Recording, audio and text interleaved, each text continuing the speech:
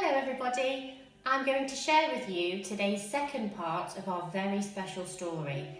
And this part of our story is called Jesus on Trial. Inside Caiaphas' mansion, Jesus was quizzed by Annas, the former high priest. What did he think about the ancient holy writings? What miracles did he claim to have worked? Who did he think he was? Jesus refused to answer and was marched to a room full of Jewish officials. They had witnesses who they had paid to lie, accusing Jesus of saying and doing things that were against Jewish law. But the witnesses couldn't get their story straight. Finally, Caiaphas hissed, "I order you to tell us under solemn oath whether you think you are the Son of God." "I am," he said with grace. "And one day you will see the Son of Man seated at the right hand of the Father in heaven." "Blasphemy!" roared Caiaphas, a satisfied gleam in his eyes. Blasphemy was the crime of lying against God, for which the punishment was death. In triumph, the Jewish elders had Jesus blindfolded.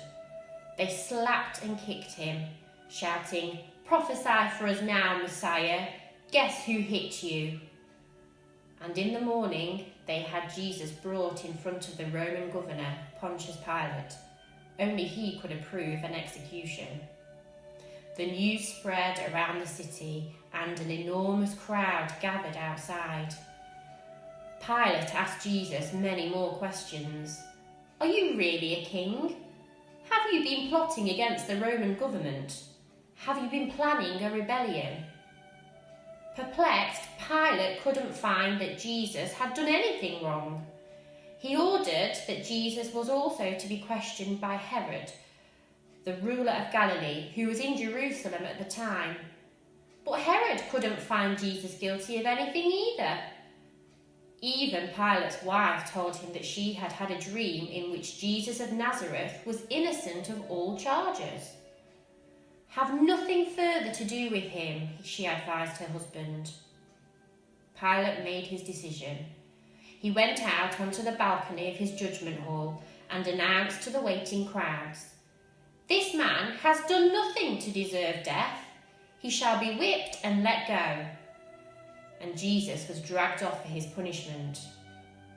Meanwhile, the Jewish officials had mingled with the crowds, persuading them that Jesus was guilty of blasphemy. As Pilate turned to go back into the judgment hall, people sent cries up of, "Kill him! Kill Jesus of Nazareth!" But the Roman governor was deeply disturbed. He did not know what for. Suddenly, he had an idea. Pilate remembered that it was Passover, and there was a custom for the governor to release one prisoner of the people's choice. In the cells was a murderer called Barabbas.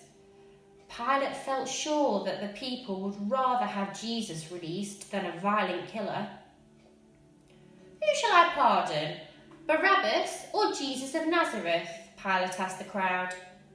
He couldn't believe his ears when the shouts came back, "Barabbas!" Pilate ordered that Jesus be brought in front of him once more. He had been whipped until blood poured down his back. The guards had mocked him as king of the Jews too, by pressing a crown of thorns onto his head and throwing a cloak around his shoulders. Now the crowd jeered too. Pilate had had enough. He called for water and a towel and washed his hands in front of everyone. "I cleanse myself of this man's blood," he announced. Then Barabbas was released and Jesus was led away to be crucified. Just pause for a minute and think about how Jesus might have felt.